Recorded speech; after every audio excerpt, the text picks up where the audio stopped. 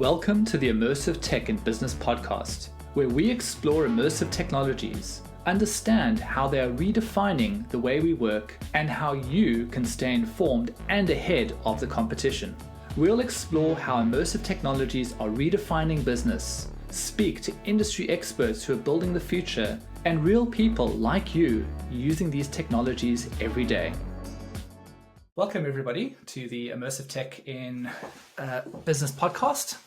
We have a really interesting and intriguing guest with us today who is an expert in the world of intellectual property, and we're going to be talking to her about how intellectual property is impacting this world of immersive technology, Web3, and if you're anything like me and you've kind of been exposed to the periphery of this world and even actually having run a business that has been very dependent on intellectual property, whether it be a trademark or patent, you will understand the significance that this plays in many startup and founders' worlds and business worlds. And the big question today is for businesses looking to get into immersive technology, Web3, and that could be anything from a founder to a corporate, what does this mean from an intellectual property perspective?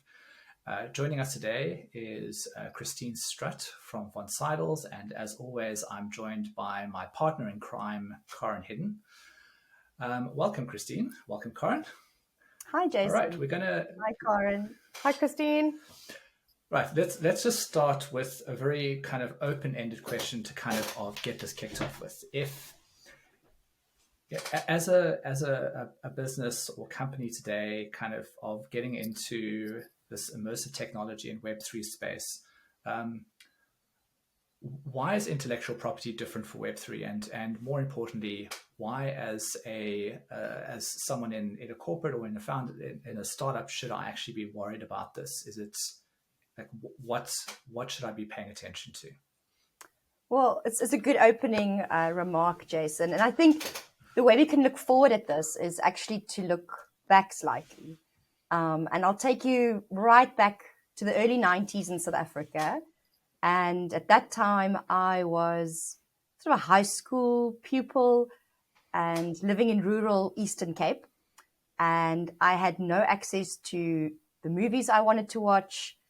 No theaters around, no interesting events or spaces. And suddenly, here's this thing called the internet. And to me, it was just the opening up of possibility. I mean, could there be anything more exciting? You know, there was this tool that gave you access.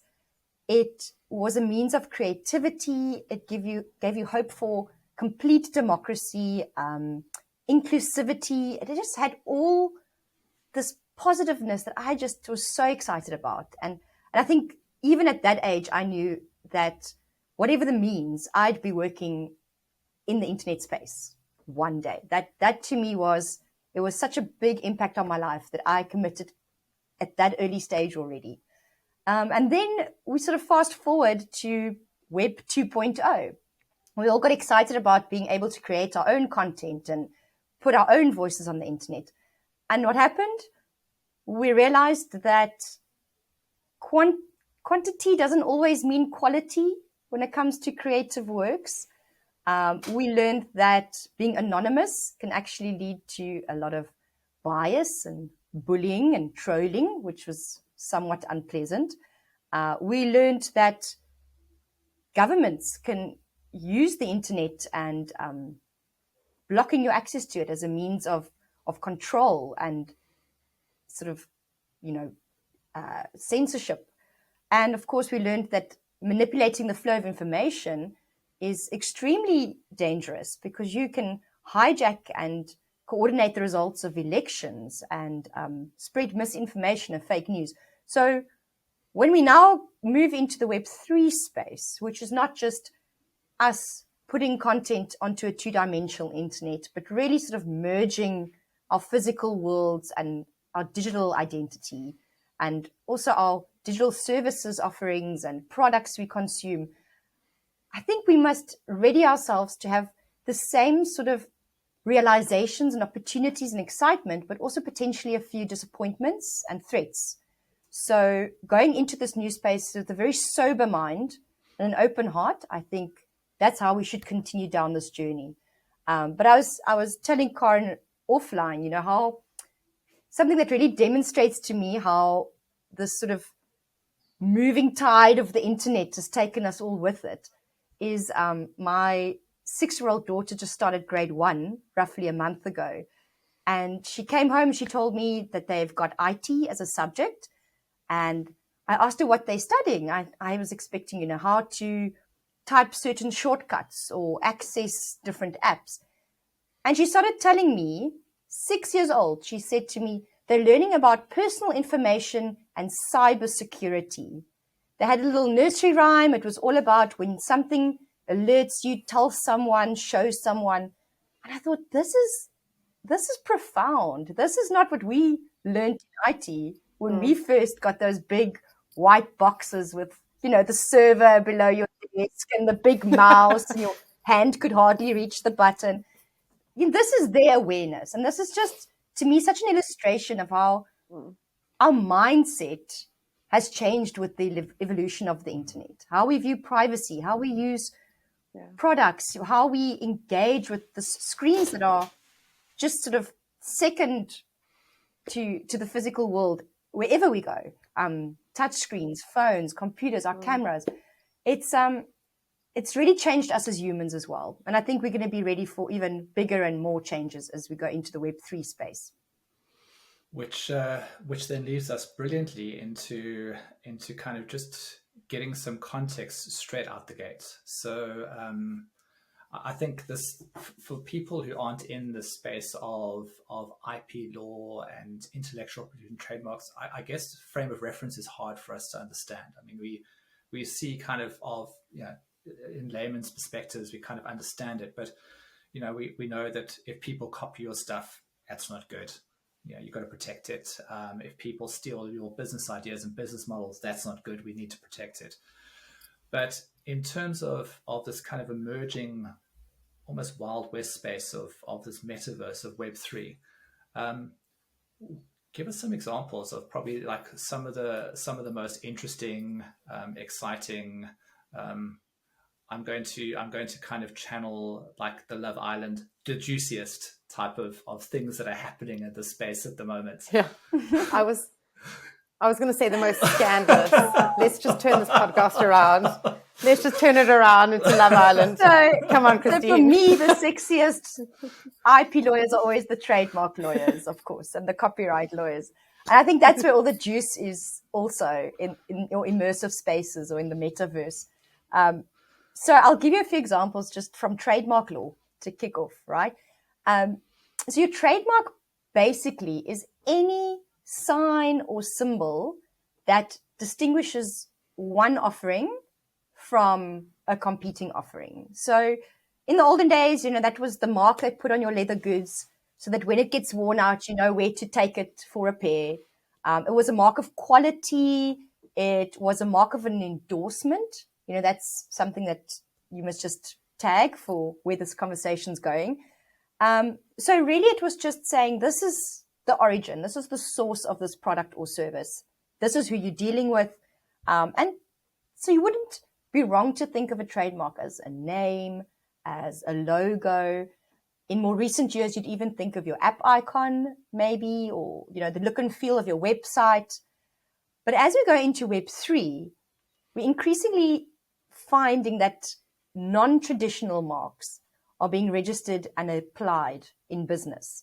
So what I mean by that is colors, shapes, holograms, the look and feel of a space.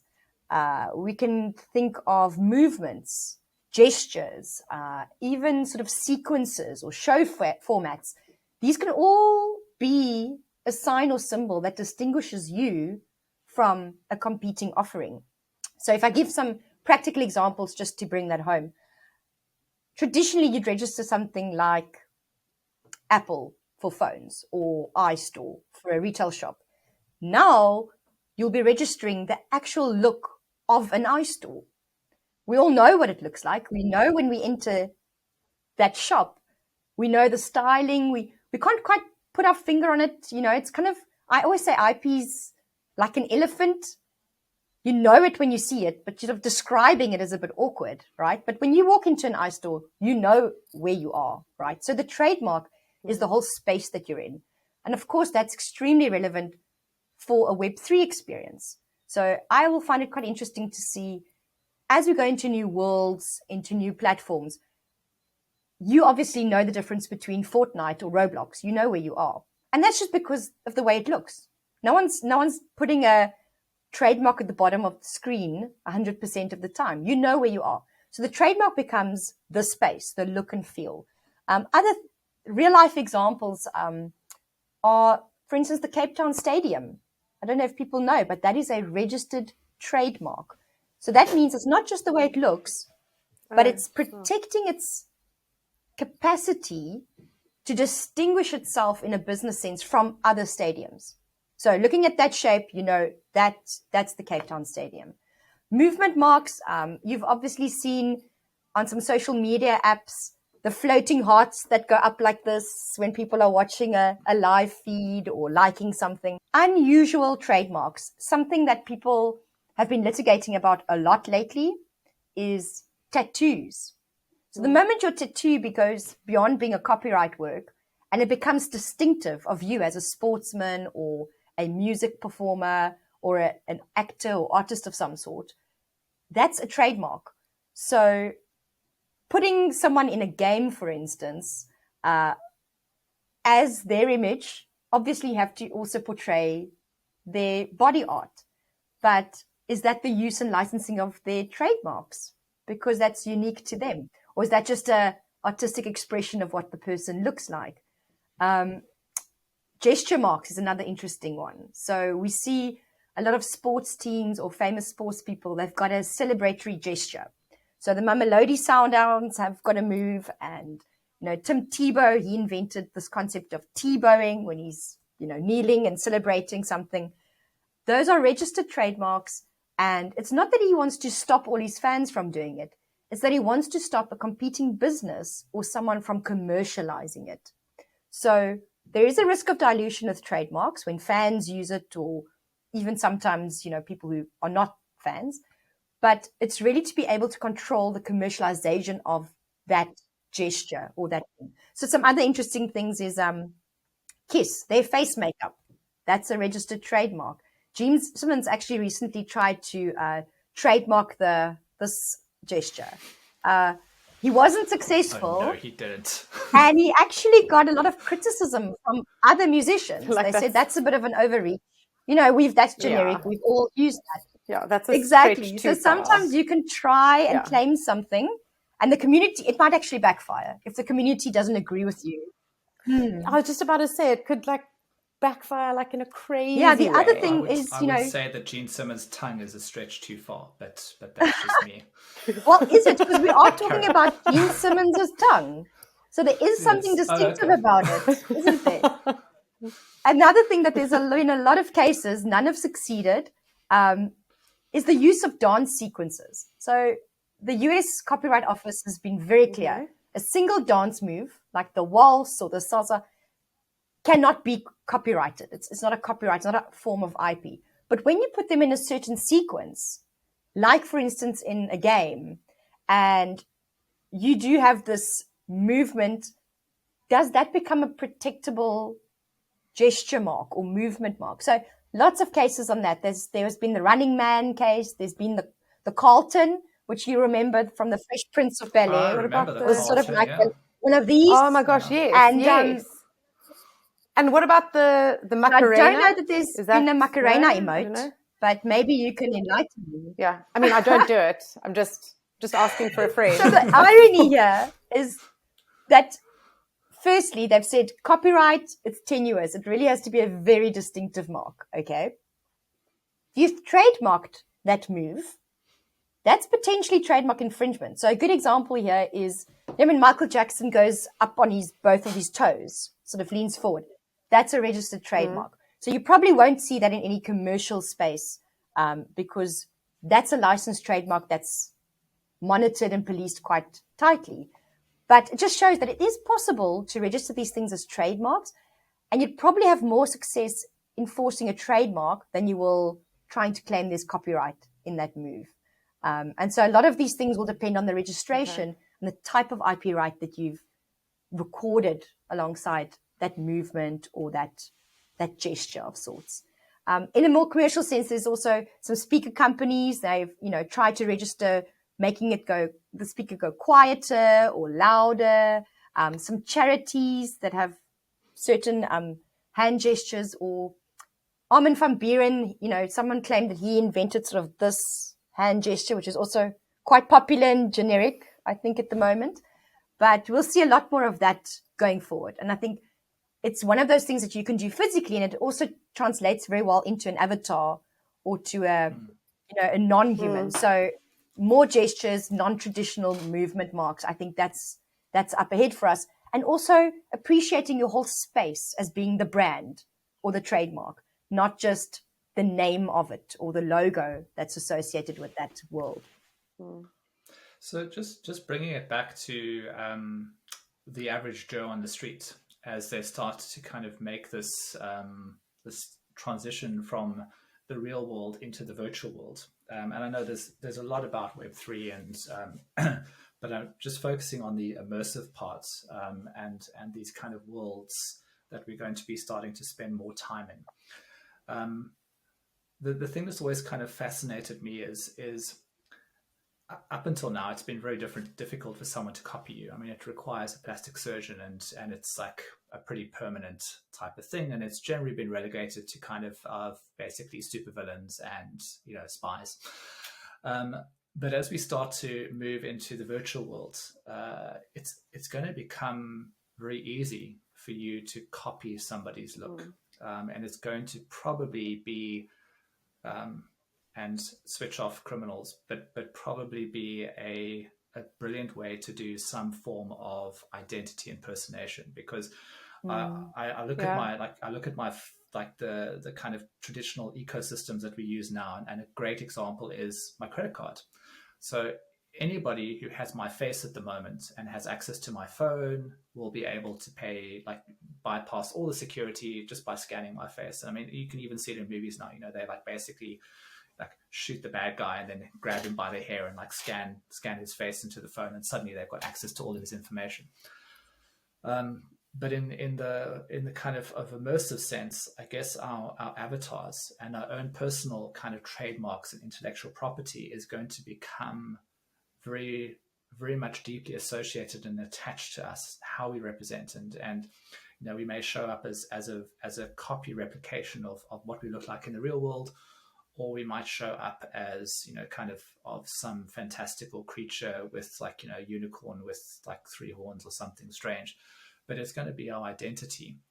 Do you see this as a kind of a concern for people going into the metaverse, something they should be a little bit, I suppose, cautious of, how they're protected? And I mean, is this just one example of many, I guess, that we're going to start to see people facing when they go into the metaverse? So I think there's 2 classes here. The first is sort of you creating a fanciful avatar of some sort, right? You're giving it some attributes, a personality, some skins or clothing. I would argue it's less risk there. It's more of a user-generated content question, because, I would argue that the compilation of attributes there is actually your intellectual property. You've created that avatar. So that becomes sort of a copyrighted product or a trademarkable person. But that to me is not as risky. It's still anonymous to some degree. It's expressive, so it's an artistic form, so it could be protected by copyright. I think where we are at more risk is when we enter the realm of sort of meta-humans, which is very much based on how you look, or at least being very natural looking or sort of hyper-realistic. And someone actually commented the other day, we were in a space where some real photos, of the Kardashians actually look fake. And then some really fake photos of landscapes look really real. And this sort of hyper-realized world, we're not sure what we're looking at anymore. I think this is a scary place to be in, but what we are already receiving as inquiries from ad agencies and modeling agencies is if they use AI as models. So they generate an image from a database of a whole bunch of pictures. The AI creates a human that doesn't exist per se. But what if that generated image looks like a real person? Can they put it on a billboard?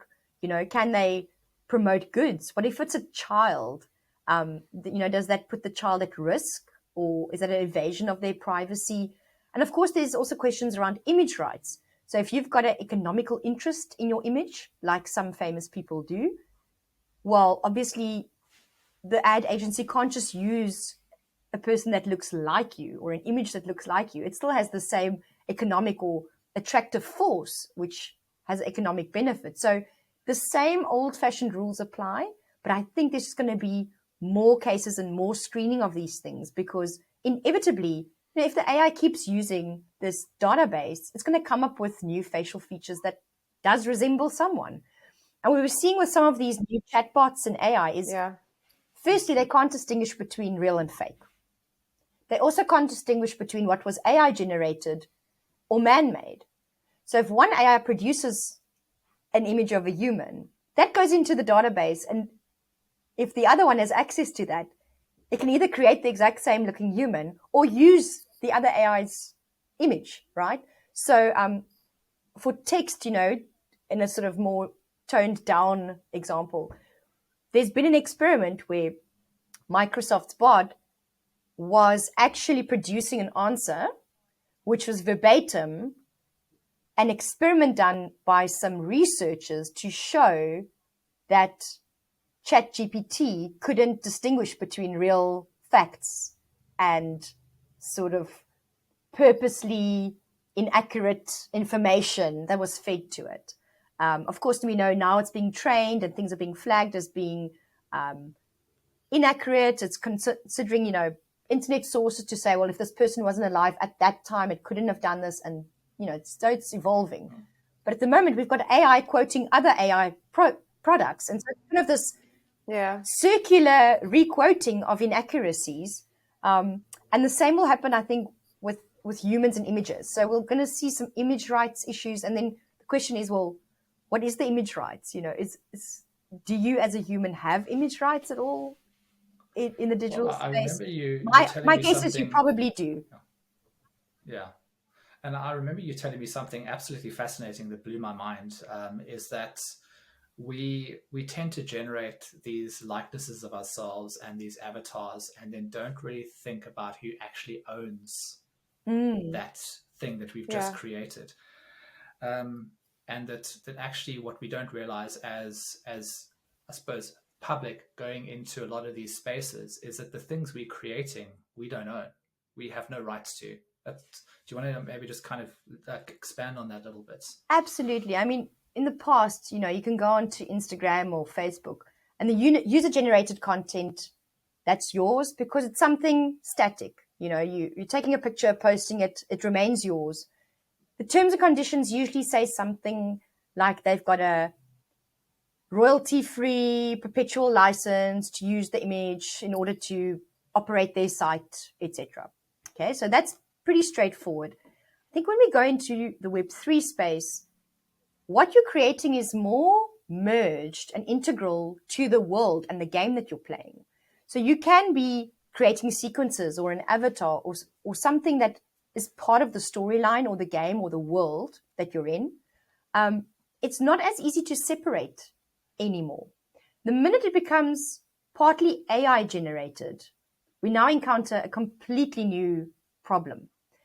And that is, to what extent, firstly, is there copyright in that animation or IP product, or let's call it a virtual asset or digital asset? And if there is copyright in it, who owns it? So a big divide in the world at the moment is that a lot of countries, and notably the US, their copyright laws don't actually provide for computer-generated works. So how they view it is any ChatGPT text, any image created by, Midjourney or, stable diffusion, there's no copyright in it. So who cares about it? Who cares who owns it, right? And that's because they say there's no originality in there and no human author. So that's pretty easy to answer at the moment. I think it's going to be up for debate, but that's what the law says. In South Africa and the UK, our Copyright Act actually does provide both for computer-aided works and computer-generated works. So, of course, computer-aided is our open Word. I create an article, and Word is just my tool. Computer-generated, of course, is where... Okay, I found this on the web for who owns it. So a big divide in the world at the moment is... Siri's answering our question. There we go. How's that? The AI overlords She's telling me... like their ears are burning. We knew it. And her answer, so her first answer is what I've just told you about the US not recognizing copyright. Her second answer says, the scary truth about AI copyright is nobody knows what will happen. There we have it. From the horse's mouth. Yeah, well, there you go. But the scary, not the Siri thing, is, in South Africa, there is copyright in there. Our originality threshold is very low. So anything beyond a stick figure has copyright in it, and it doesn't require a human author. So how does that work? Does that mean that South Africans using AI creation tool do enjoy copyright in what they've created, or is it? Do we go under the US laws? The first time that copyright really has a big gap between different jurisdictions. The second problem in South Africa is if there is ownership of copyright.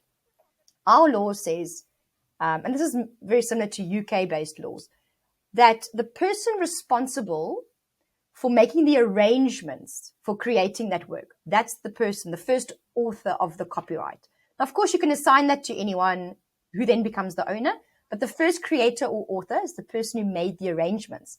So here's the question. Did I make the arrangements by prompting the AI, or did the platform make the arrangements by training the AI? And this is a super important aspect to debate, because can you imagine that the tech companies who have the largest databases and the biggest capability to build and train AI tools are also then the copyright owners of any product produced or created using their tool? Can you just imagine that? So I won't say which ones, but if you go and read the terms and conditions now of various AI platforms, some say what you generate is yours. We don't really care about that. That's mostly a US-based one. I think that's because they've been advised that there's no copyright in those works anyway. Another one will say you can use it. You can even use it for commercial use, but you absolutely have to disclose that it's not generated by a human. So there has to be an asterisk with an AI disclosure. I think we'll see more and more of that on ads, on any type of products, even in contracts. People have to disclose if there was an AI involvement in creating certain advice or a digital work of some sort. And then another one says, well, you own everything that you create on our platform, but we've got this perpetual license to use it, to distribute it, to license it, to commercialize it. So you can create something, you'll own it, but you've given someone a license for free to place it in a movie, to create a game out of it, to make that avatar do whatever you like. So it can endorse a product, it can tell a lie, it can produce a political party, and even endorse someone. It can really just do whatever they like, because they can make derivative works of the animation or the character or the work of art that you've created on their platform. So I think important thing is the terms of use is the new law. Where laws fail us at the moment, the terms of use on the website tells you what can be done with that work that you are generating just for fun some of the time. So that would probably be on the onus of the individual who's creating it to go and look at those terms and conditions. I mean, who of us reads those? Wherever they're kind of placing it. No one. I tell you, no one. So the days of just No, scrolling never. down to the bottom and saying important. accept. Yeah. Except we always pretend we're like, I can tell no one reads them, because I've been to some well-known companies terms online, and you can tell they've cut and pasted from somewhere else. Sometimes there's whole paragraphs duplicated. I don't blame them necessarily, but those will become the rule makers and the community rules, for deciding disputes among users or even with the platform. The scary thing is terms of use. You can amend those unilaterally. So who of us monitors what's the most recent version of the terms? You can sign on to one thing, and then it says, by continuing to use this website or this platform, you're agreeing to the latest version of the terms. None of you, or at least not me, I'm not going to go read the terms every time I log on to a new platform or website. So it's kind of a very risky type of contract where one party can change it and update it whenever they like. And even if the community is a bit upset with them, it can blow over, and that's the new licensing arrangement or the new copyright ownership arrangement that they've decided on. So there's obviously this kind of and I know you've kind of mentioned this to me, but this philosophical kind of component to that's kind of coming along with all of these kind of trademarks and gesture-based trademarks, and all of the way that the kind of intellectual property with hand gestures and colors and things are starting to influence the way that we would behave with the world around us. And I remember you kind of mentioned this to me a while back, and just it's always kind of fascinated me because I love to understand how the systems around us kind of influence our behavior, but specifically in the space of these kind of emerging trademarks, how do you think this is going to start to influence the way that we behave in the virtual world, and as a result of that, the way that we behave in the real world? So I think, again, looking back, your behavior was to get a functional product, say shoes. And then it evolved to getting sort of nicer shoes. So a brand became important, right? And to drive the correct car, or an image became more and more important. So now I think one of the things that will influence our behavior going forward is really having this duplicate version of you that is digital, whether it's sort of a fanciful little avatar or actually you. And you're going to have to buy things for that persona, whatever it is. So our behavior in terms of spending on real life goods and necessities and also digital goods, I think that's going to change a lot. And it's already the norm for kind of your wealthier, more affluent groups. I think how we view privacy will change. I've said earlier that privacy's died a couple of times. First, it was for security, around 9/11. And then there was more recently sort of for health reasons and COVID. Privacy took another kneel. But really, it died for convenience. We've all just put our details online to make a transaction. But what I didn't see coming is that it will die a fourth death, and that will just be for fun. Who's not trying out a little AI-generated picture of yourself? Who's not telling Facebook, well, this is what I look like when I'm 20 and 40, and this is probably what I'll look like when I'm 80. Yeah, have a whole database full of people's faces that we've submitted to you for fun, just for a laugh. So I think our behavior and how we view privacy will change. We'll be more anonymous in some respects, but also very exposed in other respects. Devices is going to play a big role. So things tracking your health, I'm quite nervous about those. The reason your insurer wants to track that is not to give you a free milkshake. They don't want to help you. They don't want to see whether it was you or your teenage son driving your car to alert you to his safety. No. They want to be able to not pay out your insurance claim. And they will want to be able to load In fact, claims. They're tracking you if you take that milkshake. That's sort of, I'm being lighthearted. But on a more serious note, there's actually a campaign at the moment in the US against using people's online searches to legally prosecute women in states where abortion has been criminalized for even searching for abortion options in other states where it is legal. So there can be one day where a court case happens and suddenly you find yourself pregnant, And by Googling, what can I do about this? You are now on the watch alert of police enforcement. I mean, how is that for privacy invasion? It's a search. You haven't In that even done specific anything. state, right? So we are going into that space where privacy, unfortunately, can really be such an important thing but we've become quite casual about it, I think. The other thing with devices, this is I find quite interesting.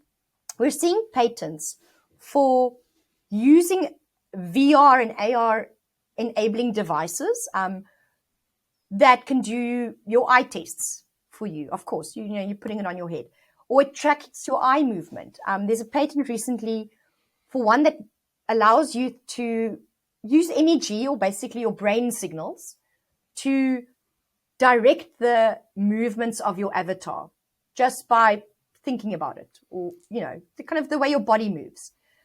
The thing with that is our brain learns and adapts from responses that gets mirrored back to it. So now you're putting on this artificial gear. You are learning how to direct your avatar's movement with, by thinking a certain way. But by doing so, that game is also training your brain to think a certain way in a certain virtual environment.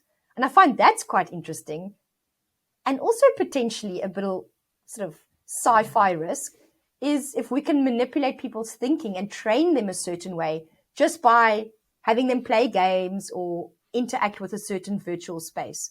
Other ways of controlling behavior is, virtual environments in sort of moving objects.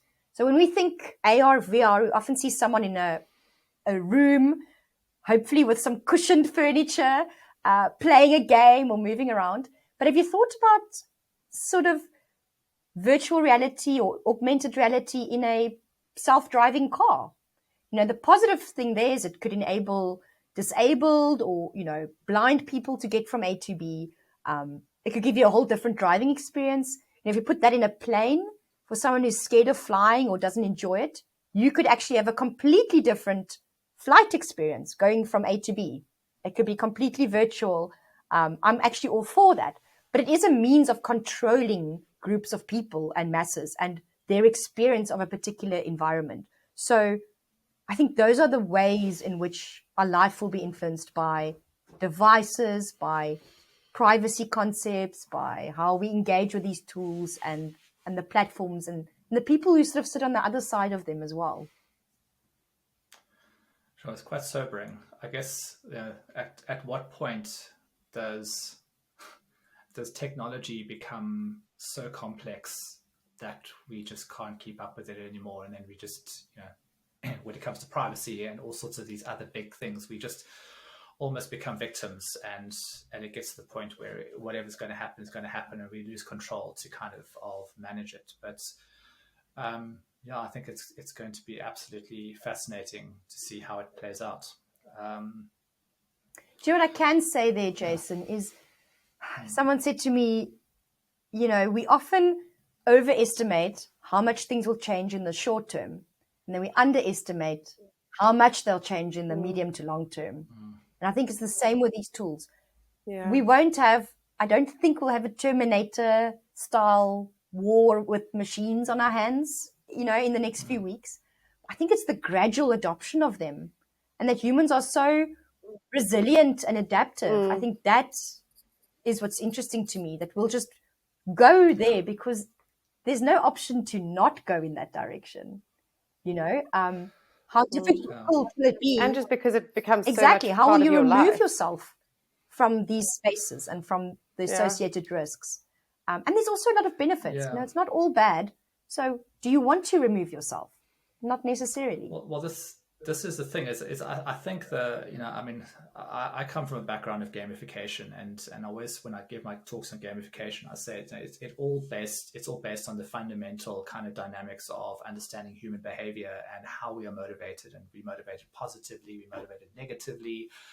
We have extrinsic motivators, intrinsic motivators, and in many ways, you can harness that to create some really positive behavioral outcomes for good, helping people to kind of stop abusive habits or unhealthy habits. But, you just have to take a look at the gaming industry to figure out how they've manipulated that in the darkest possible sense, is how I can, kind of part you from your wallet in the most efficient and elegant way possible. And I always do worry that my view of technology is always generally from the positive side. As I get excited about it, I look at all the positive things, but there's unfortunately the element of humanity that does harness the dark side and the negative side of things. And the reality is that not, I think I had border on being a little bit maybe arrogant here, thinking that, I can deal with all the complexity. I can figure out and discern what's right from wrong, but that's generally not the norm at all. I think a lot of us struggle to differentiate the kind of good from the bad. For me, two positive trends that we are seeing is firstly that there's an increase in platform liability. So, I'm careful to say this because often we have clients that are affected negatively. But I think just from a general consumer protection perspective, it's good that authorities are saying, if you're going to be selling stuff on your site or promoting things or having people behave a certain way, you do have a degree of responsibility. And we're seeing that really increasingly in the EU, but also in China, where they've said, if you're going to sell fake NFTs on your site, you'll be penalized as the site and you'll get a fine. You won't just pay back the money you've made. You'll actually get a fine for that behavior. So I think that's encouraging to me. I also think that we're seeing a new generation come up the ranks. I am still borderline in the millennial age group, and I'm not sure I always identify with them. But a key sort of mark of this generation was disruption. Everything had to scale, it had to disrupt, it had to be different. We could just do this, and it was so impressive. But without much regard for the consequences, or how that could be abused. And I think Gen Z, having grown up with those technologies, have more of a mature viewpoint of how to use digital platforms. They're more skeptical of fake news. I think truth, I think honesty, authenticity, that is stuff that matters to them. And I think that's a positive thing going to this new Web3 era, to have a generation where the biggest group of users don't actually stand for irresponsible practices. And so I said just now, about being... It's far more so I purposeful. think it's not that privacy and data, it doesn't matter anymore. I just think the conversation is going to move from individual privacy to responsible use of data. I think that's going to become the new key focus. And we are seeing signs of that. So I think there's some encouraging trends. Even in African countries, loads of improvements on copyright laws, data protection, giving people sandpits and experimental laws to do fintech startups and new tech development. That's incredibly positive that governments and regulatory figures also have the know-how to say, well, let's try something new, figure out the best way to regulate it, or, how do we go about making this a positive experience for everyone, and then go forward in that way. So I think it's not all doom and gloom. I think there is a lot of positive stuff to celebrate as well. 100%. Okay, so last question in closing. The $64 million question is, for all the businesses and the people in kind of companies that are watching this and listening to this, decision makers, after having heard this, their question might be like, I don't know what I don't know, so how do I navigate all this space? And if from your perspective, looking at a business that was thinking to kind of step into this metaverse and this Web3 world, from your area of expertise, intellectual property and trademarks and patents and that whole kind of realm, what would your advice be to businesses getting into this space? Like what should they be looking out for? What should they be doing to, I suppose, make themselves a little bit, I suppose, I'm not going to say like resistant to threats, but just able to kind of have that level of anxiety lowered, knowing that I'm not walking into something that I'm going to regret. Right. For a business who wants to go and play in the Web3 space, I would say perhaps start with a blended offering.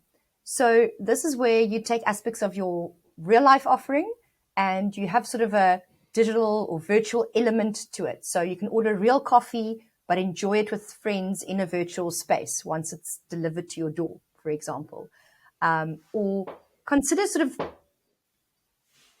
launching a product virtually first, doing some market testing, getting pre-orders, and then perhaps launching the physical product when you've got a solid market and it might be a success. Traditionally, we refer to that as verge to merge. Terms of use, read the terms of use. The platform you're in is really what you're contracting with. In the absence of any legal clarity, that is going to be the go-to. In terms of licensing deals or franchises or even agreements with service providers where there might be contractual restrictions, consider any use of your product or application that could be in a virtual space. So license also for digital similars or environments where there could be a promotional endorsement of your product, not necessarily that will benefit the physical sales or service offering, but some counterpart in a virtual world, for instance. And lastly, I would say in terms of branding and trademarks, really move your mindset from seeing those as just the name and some symbol associated with your business to really embracing your trademark as your entire customer experience.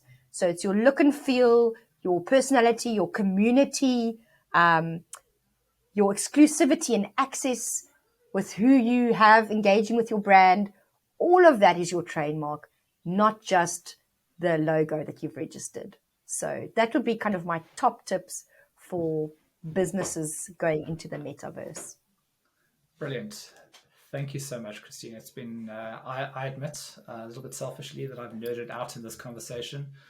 I came into the space of intellectual property with my last business where we had to go through the whole patent process and trademarks, and I discovered firsthand just how critical they are to the success of your business, the ability to find funding, that kind of sense of making your investors feel a little bit more confident that you own your own IP. So yeah, I'm a huge fan and I've thoroughly enjoyed the conversation, and I could have asked about 10 million more questions. So thank you so much for joining us on this podcast. It was really amazing to have you here. I enjoyed it as so much, Christine. Thanks so much to both of you. Thank you for joining us for this episode of Immersive Tech in Business. If you found our podcast helpful, please subscribe. Subscribing not only keeps you up to date on new episodes, but it allows us to keep bringing you really great content. Seeing as you stuck around for the end credits, and this isn't even a Marvel movie, we have some free goodies to say thank you. See the links below to grab your free copy of our Practice Makes Perfect report and a free infographic about the power of VR for learning. You can also check out our Reality Bytes blog for even more useful information on immersive tech. And that's a wrap. See you next time.